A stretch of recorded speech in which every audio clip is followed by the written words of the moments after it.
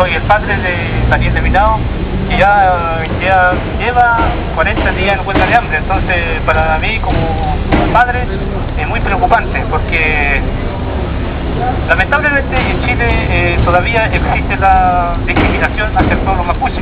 Nosotros como mapuches somos discriminados, y mi hijo recibió una condena de 12 años de cárcel en forma discriminatoria. Entonces pensamos que hoy día, ojalá esto se resuelva de la mejor manera, y que nuestros y nuestros hermanos que hoy están encarcelados, ¿no es cierto?, a lo largo del país, puedan salir de la cárcel, porque hemos sido nosotros